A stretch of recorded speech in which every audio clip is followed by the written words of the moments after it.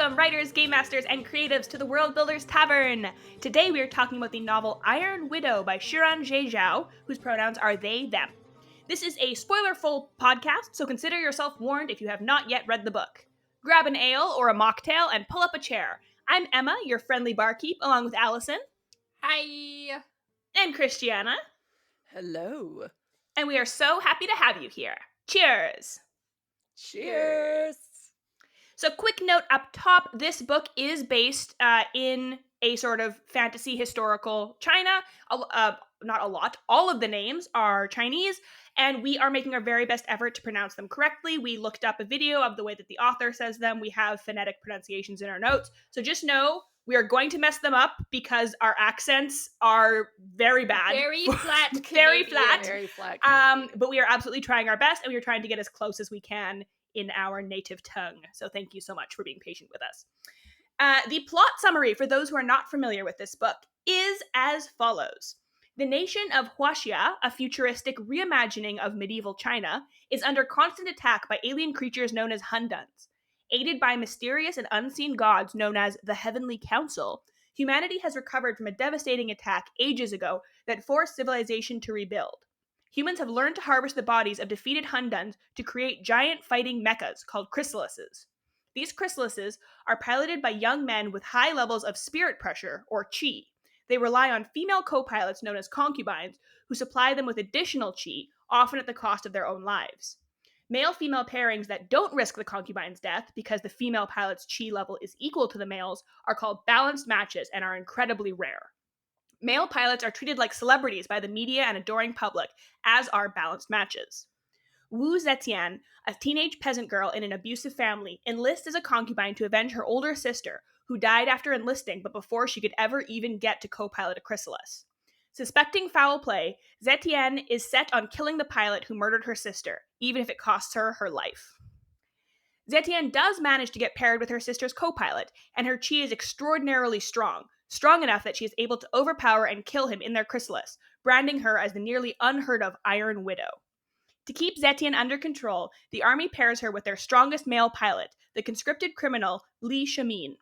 Together, they are a balanced match. Ija, Zetian's secret friend from a powerful family, pulls strings to be able to assist in their training, and the three secretly enter a polyamorous relationship. They discover that the chrysalis system is rigged to ensure the survival of the male pilots by suppressing the powers of female pilots. When Shamin is killed in an invasion into lost territory, Zetian seeks out the rumored location of the lost emperor, awakening him from stasis and piloting the legendary Yellow Dragon mecha together to defeat the Hunduns. She then turns the mecha on the army and capital, raising its central command tower and exposing the truth of the co-pilot system to the media. The book ends with Zetian learning that Huaxia is actually a colony that humans have established on a foreign planet. They are the invaders, not the Hunduns. The Heavenly Council offers her a choice. Keep this secret and serve them, and they will revive Shamin. Dun dun dun. Dun, dun, dun. Drama. So, what did everybody think of this novel? We all read it for the first time, or Allie, had you read it before? This was my pick, so I'd read it before. You'd read it before. This was a reread for me as well, actually. Oh, okay. I didn't realize that I was the only first-time reader. Yeah, so you go first, Emma. What did you Oh, I feel like this is kind of the opposite of what Pet was, where on paper, every single individual element of Pet should have worked for me, but somehow they didn't. For this one, it's like the opposite, where the individual things, the more I think about them, the less it works for me. But I had a really great time reading it, and it was really engaged. So it's like, I'm almost a little bit like, I don't want to talk about this in the podcast, because the more I talk about it, the less I like it. But I had a great time reading it, so it's very funny. How about y'all? What did you think? I have a similar opinion, but the opposite. Like, on paper, everything I should really like. And I read it, and I had fun with it, and I was happy to reread it, that kind of thing.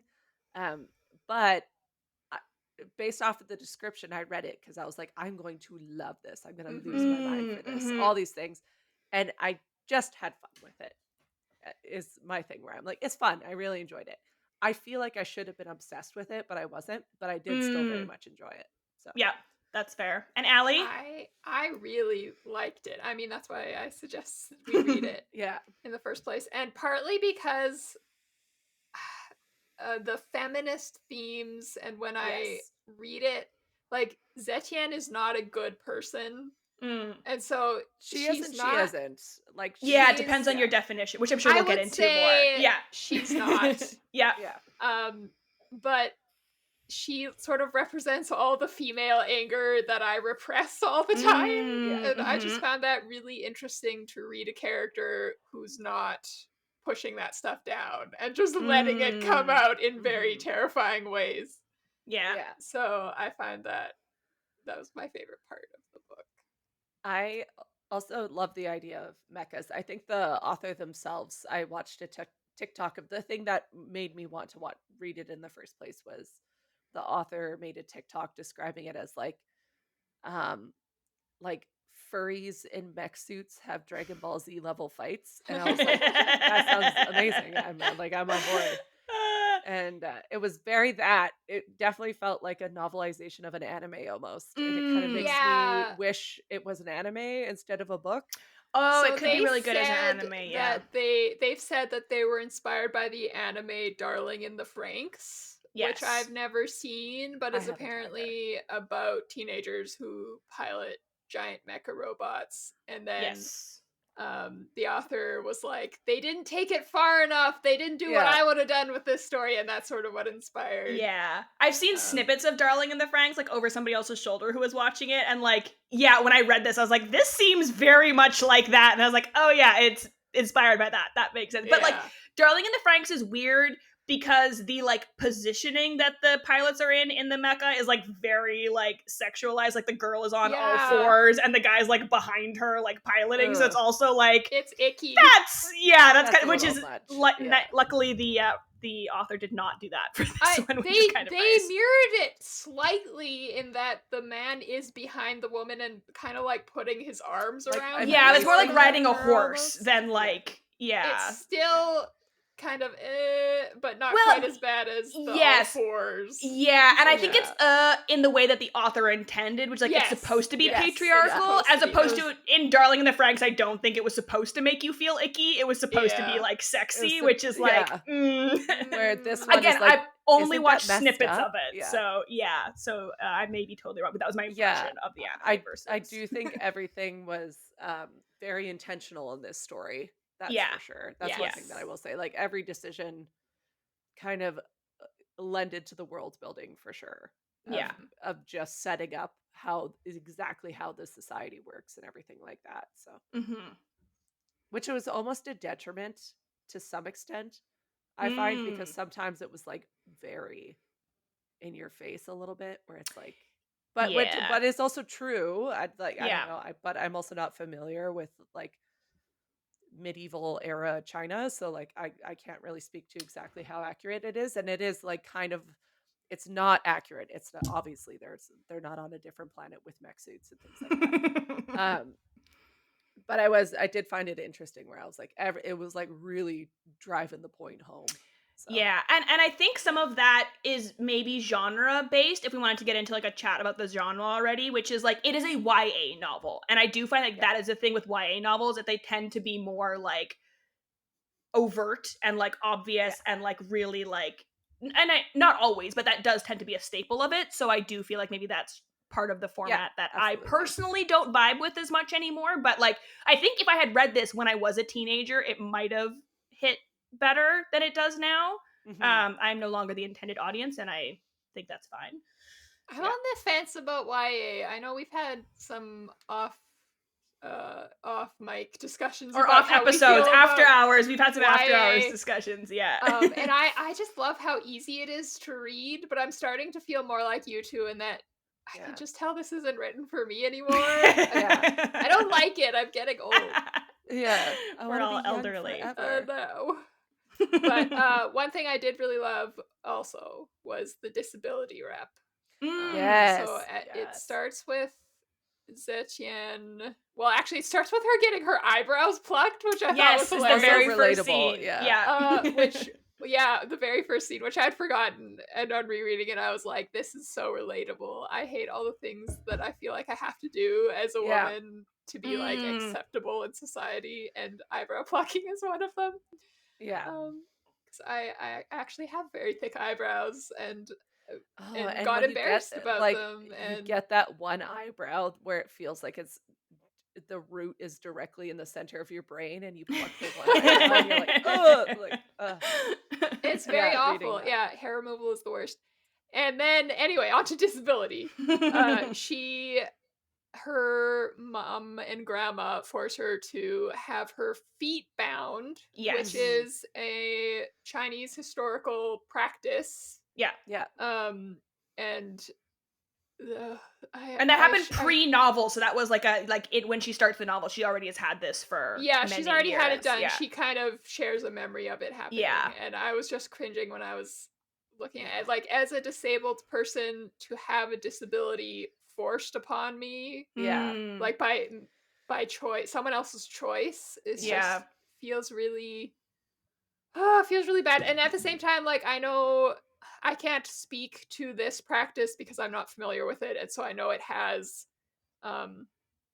you know, it must have some sort of meaning to Chinese people, and it went on for thousands of years, and I don't want to like.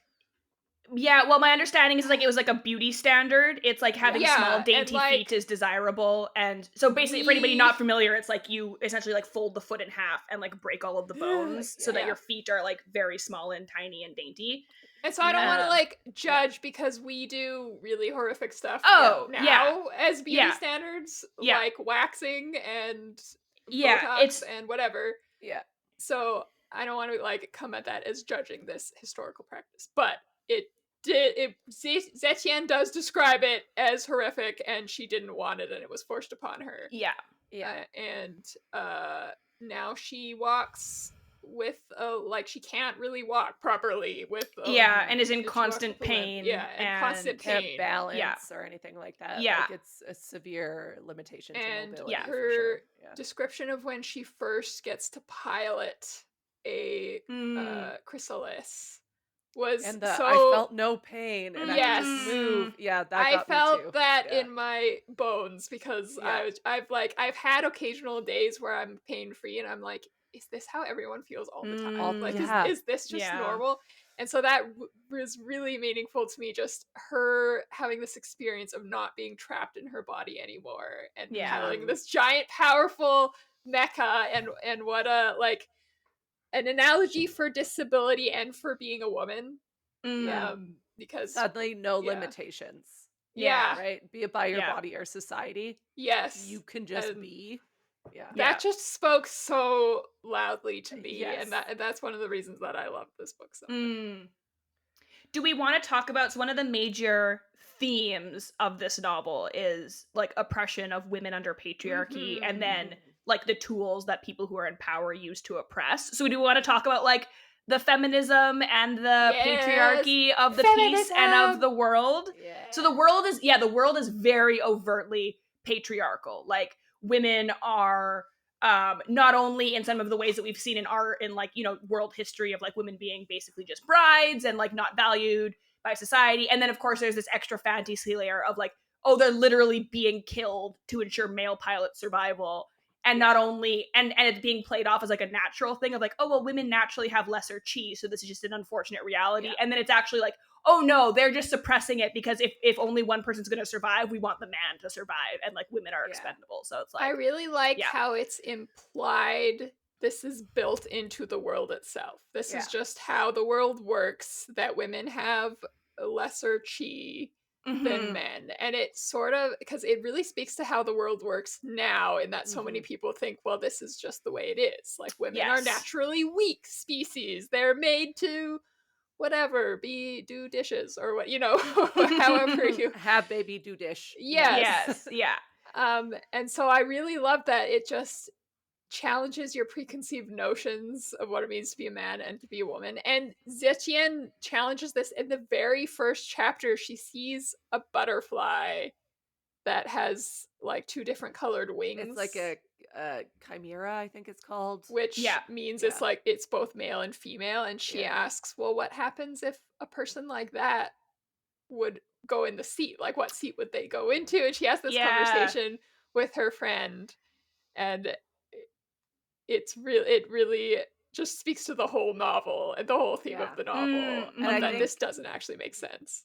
I think also the idea of the fact that this whole society is built and it's like, oh, that's just the way the world works. And we Yeah. find out they're not even on their own world. Oh, Like, yeah, no, you yeah. built this. Like, it's not even like it's an extra layer, yeah. yeah, it's like one extra thing where it's like, oh, that's just the way it's been working for millennia on this Mhm. rock. And it's like, no, you went to someone else's rock and made this their problem. Yeah. And this system, like, you built it like this. Yeah. Like, it's an extra, it's almost like funny in a way. It's not funny. It's very sad because that is the way Ironic. society I like tends to ironic work. is I think an But appropriate it's term. yeah, and you're like, and it's not even your world. That's the to way the add world works, insult and to it's injury. not even yeah. your world. Yeah. Not only did you build a shitty world, but you built it on somebody else's world. Yeah. Exactly. How dare yeah. you? The audacity, truly. You're Like you're you're a super colonizer at this point. you're literally building weapons out of the enemy's corpses. Oh, like, know. yeah, very. As a colonizer, yeah. there's Yeah. some pretty strong messaging there for sure. Yeah, I think that this book is a good example of like one of the things that like genre fiction can do so well, which is kind of Yeah. say the quiet part of our world out loud. It's like Yeah. taking this like this is a thing that exists, but what if we show it in this like really exaggerated, really overt way that you can't ignore in the same way that you can ignore or rationalize our world? Which is just a fantastic power of like speculative fiction and imagination and like what if this thing was exactly the same as here but more obvious, so you can't you have to confront it basically. Yeah, and I think the author's choice of setting it in somewhat historical fiction, Mm-hmm. like I said, it's not actual, obviously they're on a different world, and Yeah, and it's like there's aliens and all these futuristic, things, and it's historical. futuristic. Yeah. But Zetian is inspired. That's actually the same name as the only female emperor of China. I Yes. think. Yeah, wow, it's inspired. It's like Yeah. loosely inspired. It's not obviously not Yeah, based on her so life, but it's it's- loosely inspired. It's like, how can I take these things that have happened in my culture, that have happened on Earth, Mm-hmm. and amplify it to point out the mhm. flaws and to bring these issues to the forefront and everything. Yeah. Genre is really good for that. Yeah.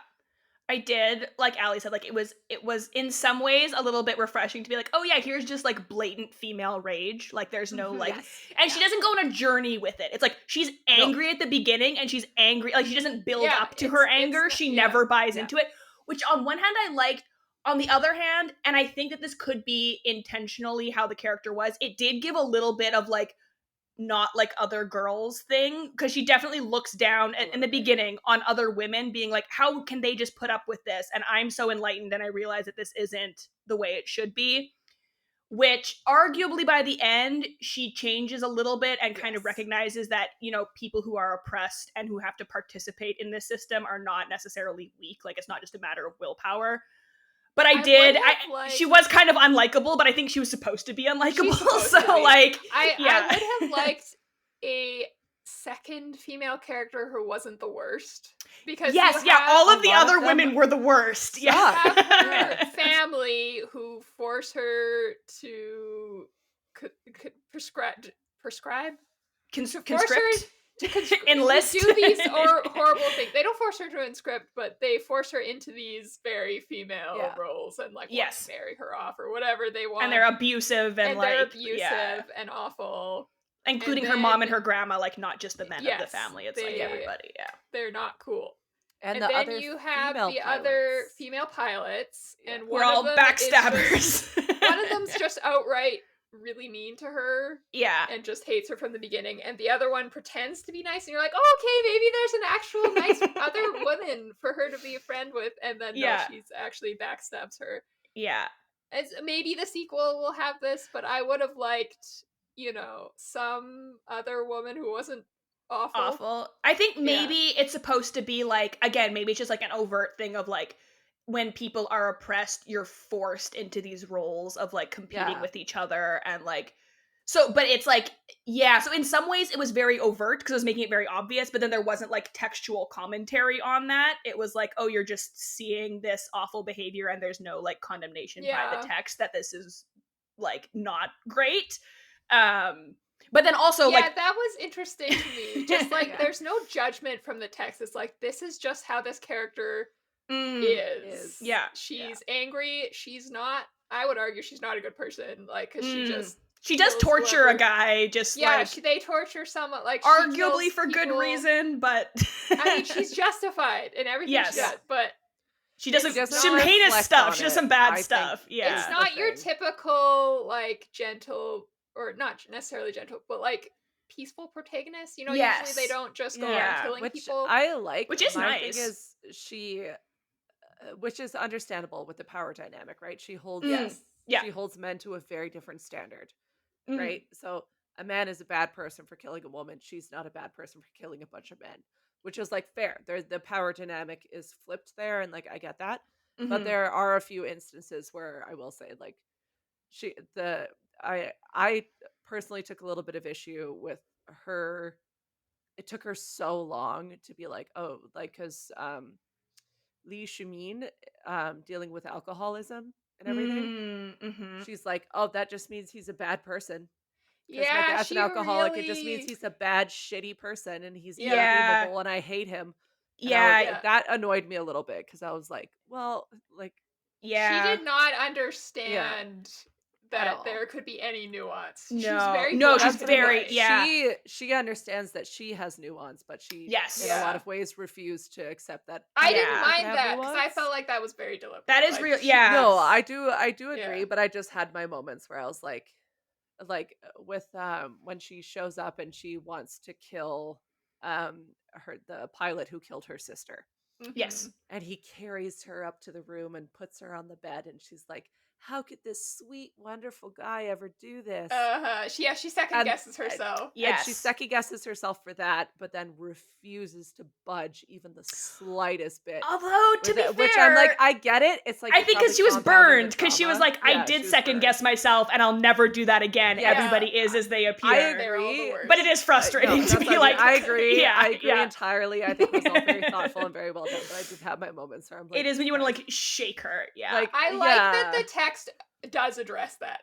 She's Yeah. wrong in that. Yes, yeah. Because she finds out later that Shimin has been forcibly become an alcoholic. Yes. Like they force fed. Yeah, that wasn't in our alcohol. recap, so I'm just gonna jump in real quick. Like at the beginning, Lee Yeah. Shamin, he is a criminal because he like killed his brother, and I think was it also his killed father? His whole family. He killed his whole family, so he's like seen Yeah. as this like dangerous family murderer, and he's an alcoholic. And he's an alcoholic, so she's like, oh, he's evil.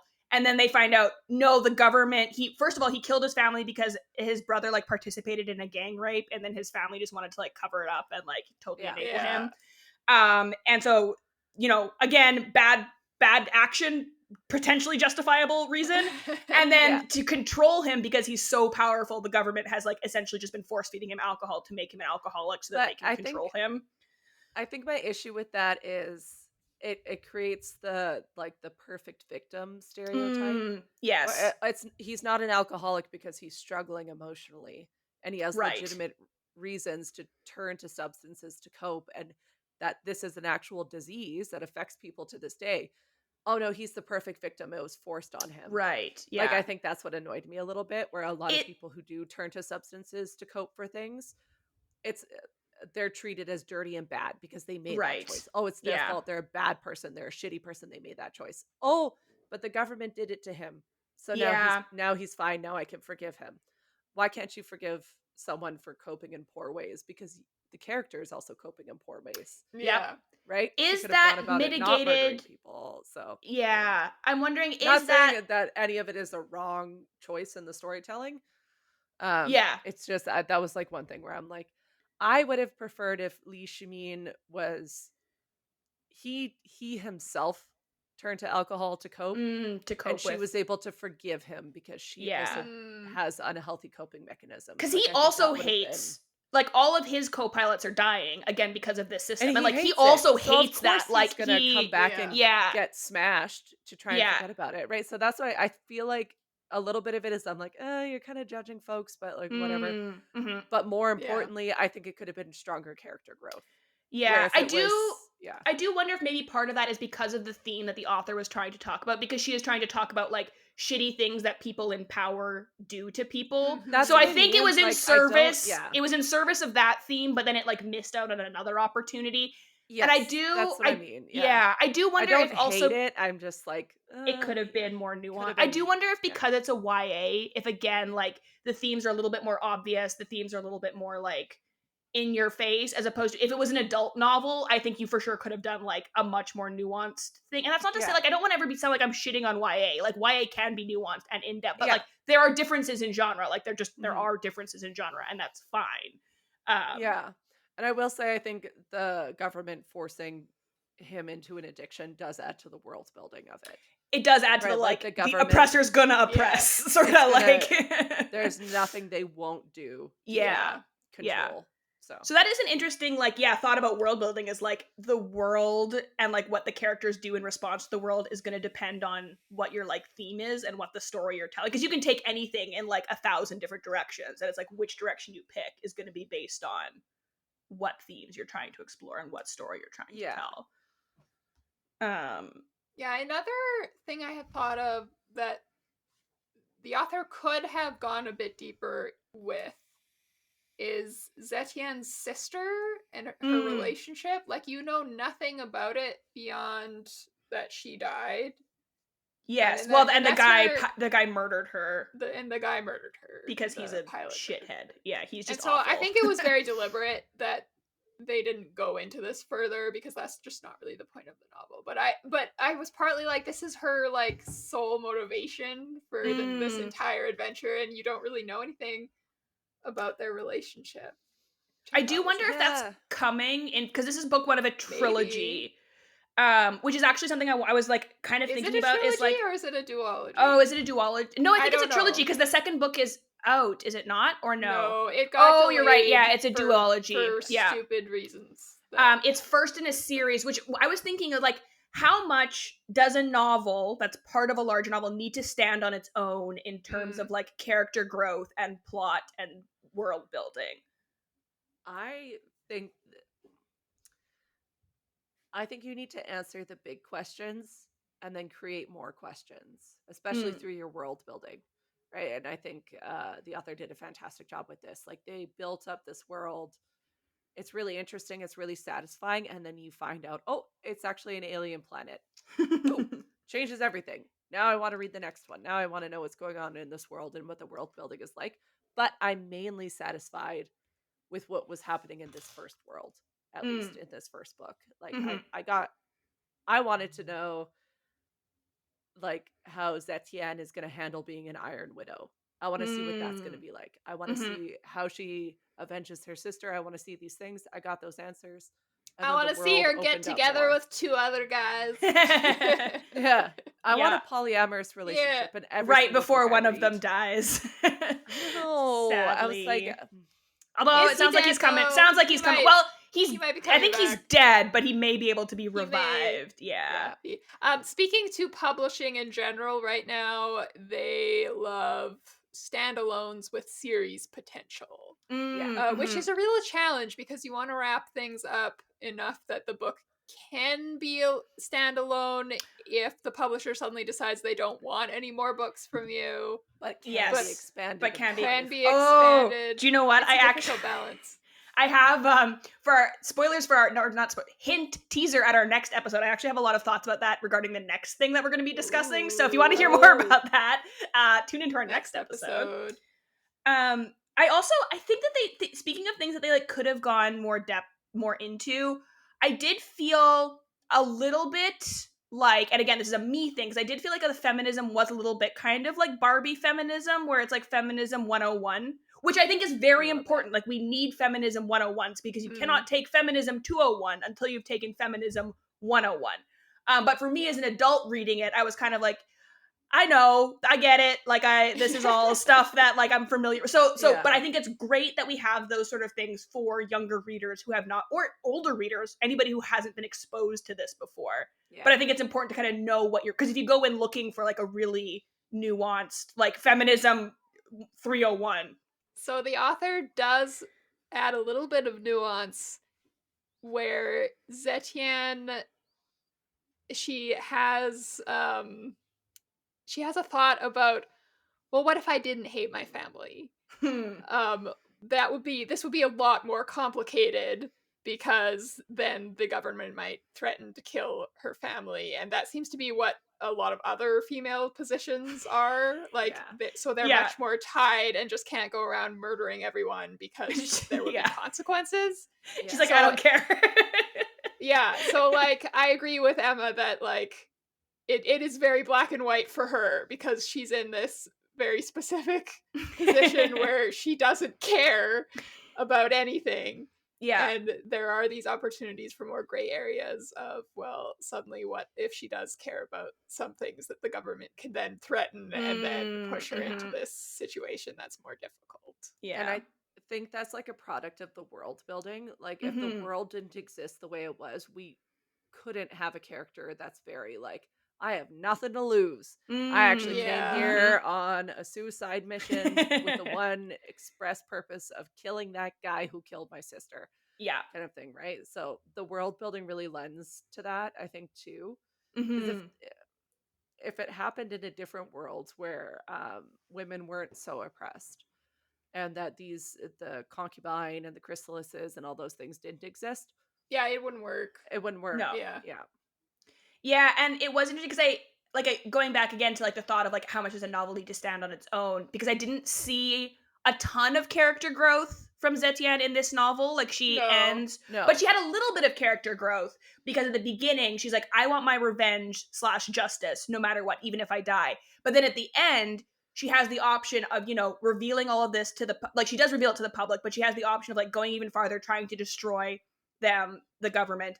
But now she has a conflict, because now it's, but this person I love could be revived if I give up my search for justice. And now it's like, maybe revenge isn't the highest thing on my priority list anymore. So it's like a tiny nudge of character growth. That'll be interesting to see if that expands. Also, there's some fun unanswered questions about the gods, which I actually completely forgot about until you read the summary description. So like, there are these like weird gods that aren't really talked about at all, other than a couple mentions in the novel, and then at the end when they're like, hey, we'll resurrect. By the way, we're here.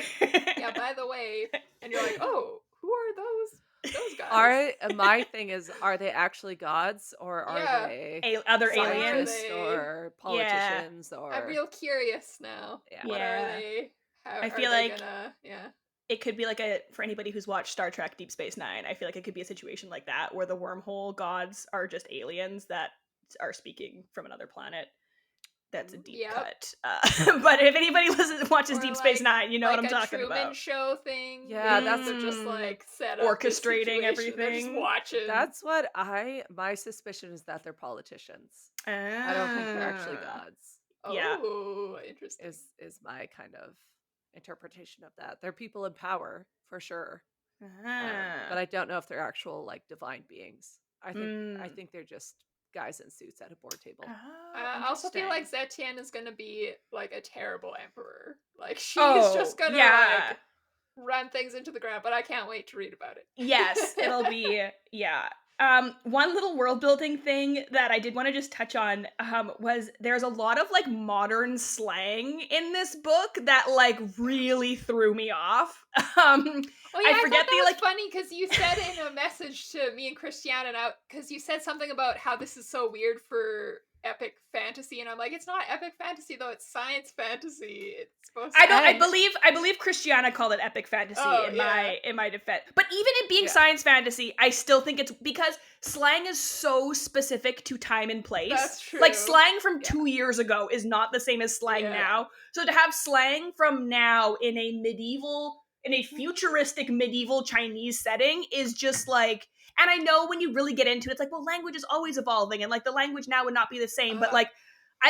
but generic language seems different than slang language, because slang language evolves so much faster than like quote unquote regular language does. That when you like have someone, I forget what the exact phrase was, like we ditched our like gear or something. I was like, that's very specific like slang. Like I did not notice that. I will just interject. I don't think this is a medieval time period. I think that's a very specific time period that this is not.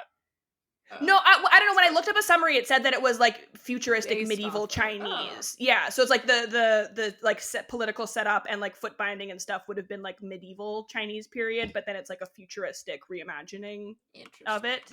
That's also just what I have looked up. So whoever that could have been an incorrect thing, but yeah, just like the idea that anything future, like that 100 years ago, or years from now, they'd be using the same slang is that's like funny. I didn't even notice. I did not notice that. I was gonna say I noticed there was like a couple tiny little times where I was like, but then I was like, oh, they're on a different planet, and it's clearly futuristic enough for them to travel to different planets, so it got a pass from me. That's fair. Yeah, I think that's probably more a like person to person thing. For me, I hate that. My thing with it's kind of about writing, but it's also about world building, is the way it was written. It's so fast paced. It's so fast. Yes.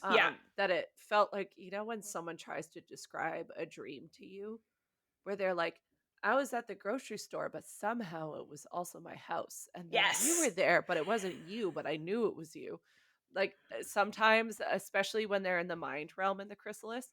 So like for those who haven't read, when the pilots are kind of like connecting in the chrysalis, there's the physical realm where they're actually fighting, but they also have this little kind of like mind realm, I guess is the best way to describe it. Yeah. So they're in each other's minds. So there's a few instances where Zetienne is like, there's like one scene where she's in Shumin's mind, and she's like falling on swords, and she's like grabbing it and trying to stop herself, and then she forces herself to grow wings and she flies away, and like they're trying to describe that while the battle is also happening. And I found that a little like, I couldn't understand the world building sometimes, because I was like, is this real? Like, are they fighting? Is this a fight right now? Like a physical fight? Yeah. Or is this like a mind fight? Oh, is this like a telepathic fight? Usually it's like pretty clear, but there was like a couple moments where I was like, what? Yeah. What's going on here? So I didn't mind that. I totally thought it agree. added tension because you're constantly like, what's happening in the real world? Now what's happening in the mind? Yeah. But yeah.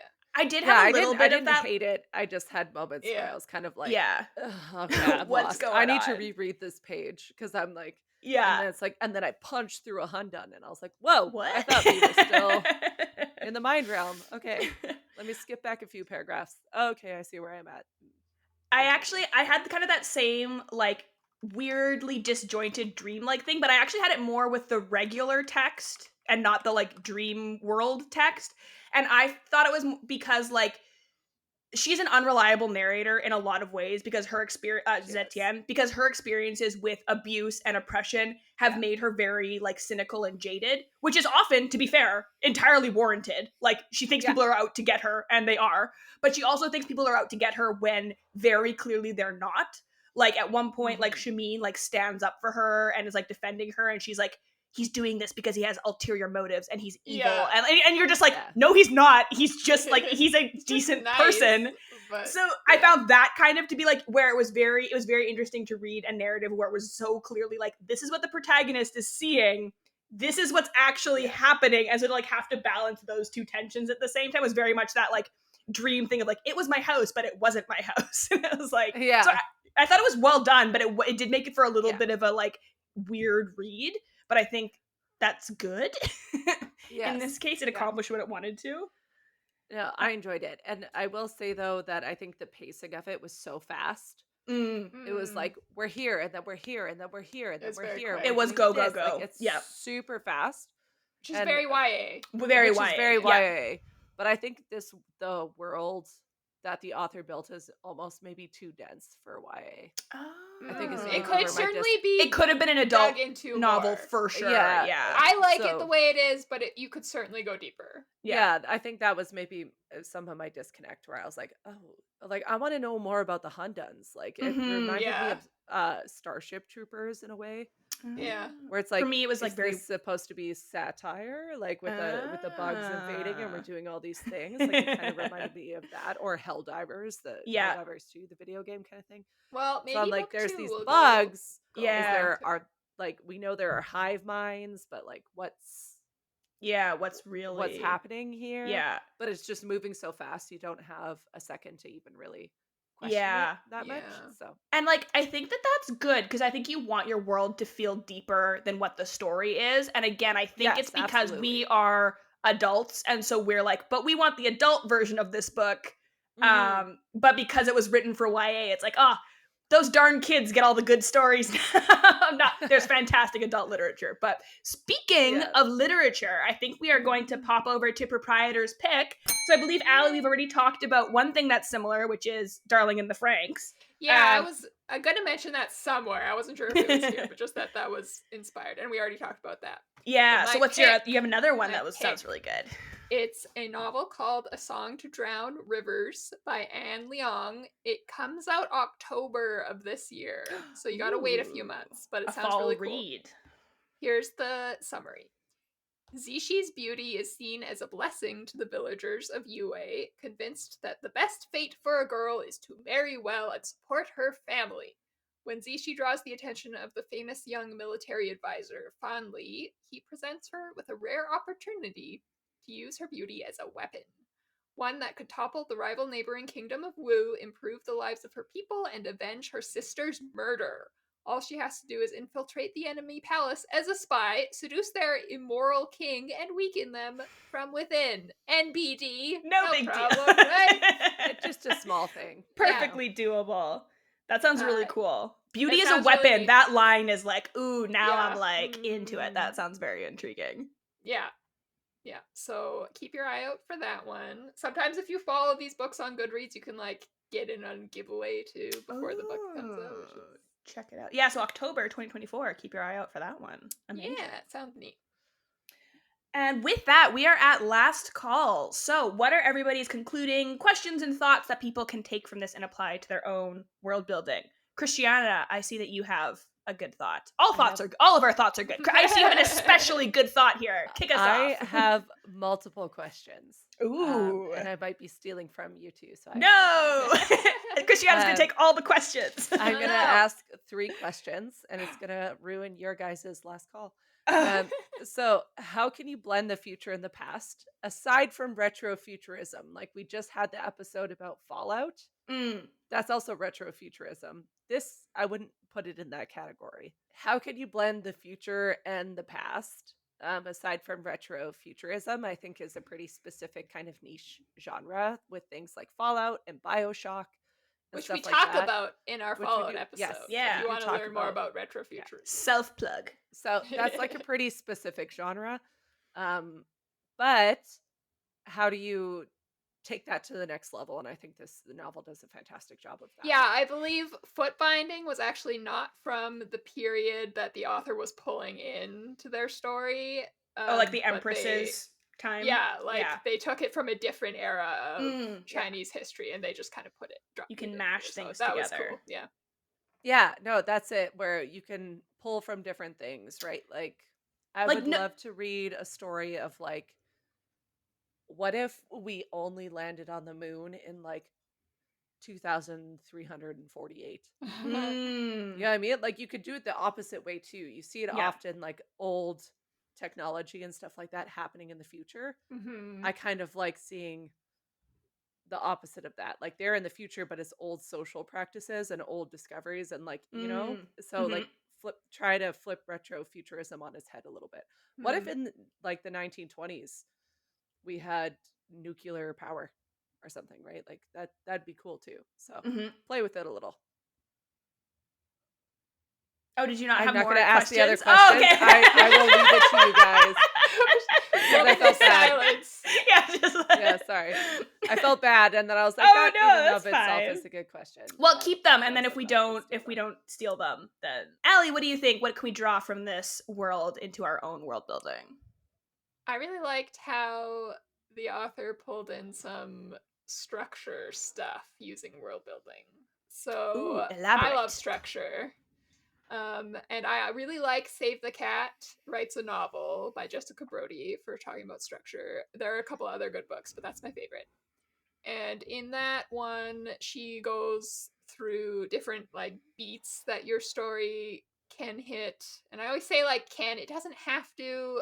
I know lots of authors get their sticklers up about, oh, you have to do this, and I mean, like every writing advice is just this might work for you. Yeah. So one of the beats that Jessica Brody talks about in Save the Cat is called Theme Stated, and it's in the first few chapters of the book near the beginning, where you subtly state the theme of your novel. You don't have to do this, but you can, and Iron Widow does it really well. And it's the scene where Zetienne sees the butterfly and is like, what? That's a butterfly with both female and male parts? How does that work? What does that mean about our society? And it's just like that little scene tied directly into the world building. Yep. Which is really funny because it's showing right from the beginning that the world does not work this way in binaries. Yeah. And I really like that. So if you want to follow like beats like Save the Cat and you like that one, this is a really good example of one. Yeah. Take inspiration. And it's building also another world where, as a non-binary person, I feel like I'd survive. Yeah. You can't put me in a chrysalis. Yeah. Yeah. What would happen? Yeah. Well, because we find out it's all constructed. It just depends which seat they decided to put you in, right? So, like if we were, it's literally gender roles being constructed in a very obvious, forced like, on you. Yeah. Unfortunately, real, I feel like they would put you in the female seat because you are female presenting, kind of. I am. Yeah, I'm not ignorant to how I move through the world. Yeah. I know how people perceive me. Yeah. But I would absolutely murder a dude with my mind. No problem. I think Christiana, the Iron Widow. Yeah. Not even the Iron Widow. I'd be the Iron Giant.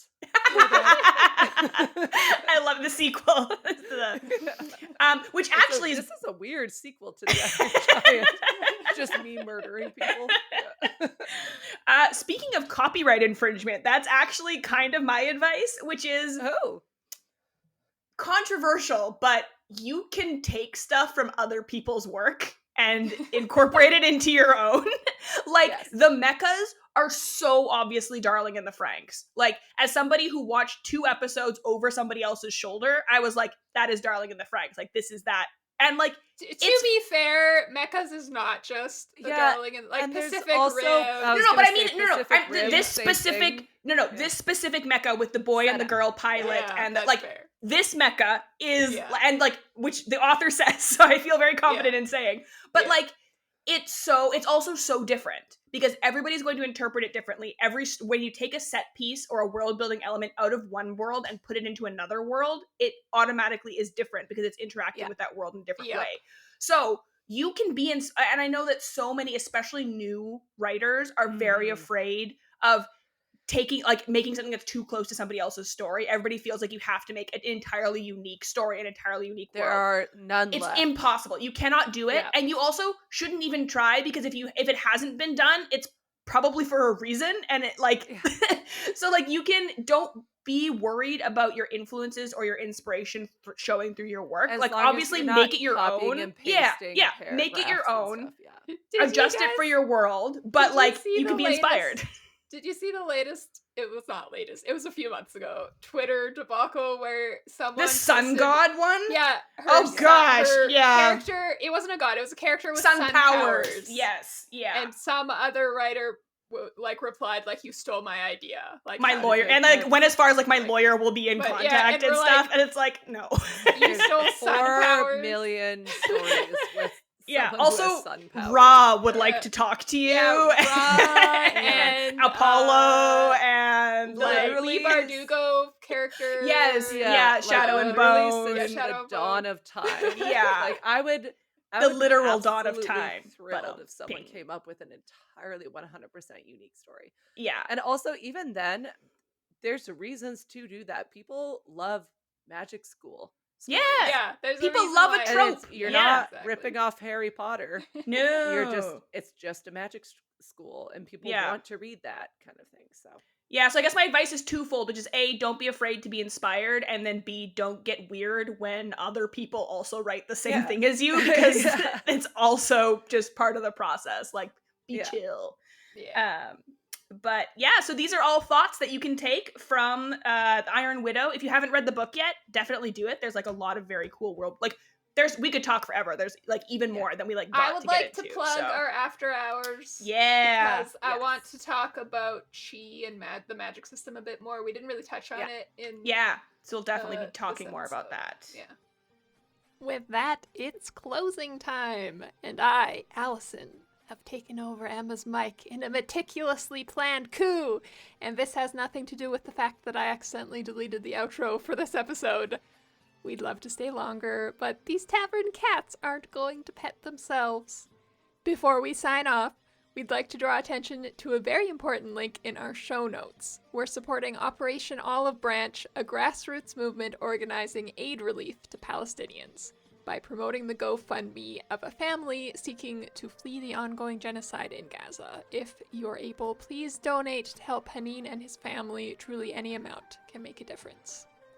Thank you so much for your support and for joining us this week at the Tavern. If you just can't bear the thought of waiting 2 whole weeks for another episode, join us on Patreon, patreon.com/worldbuilderstavern, for access to our bonus after hours shows. In this one, we chatted about Iron Widow's elemental magic system, chi, polyamory, and more. You can also connect with us on TikTok at World Builders Tavern and Discord, the World Builders Tavern. We hope to serve you here again soon, but until next time, scram!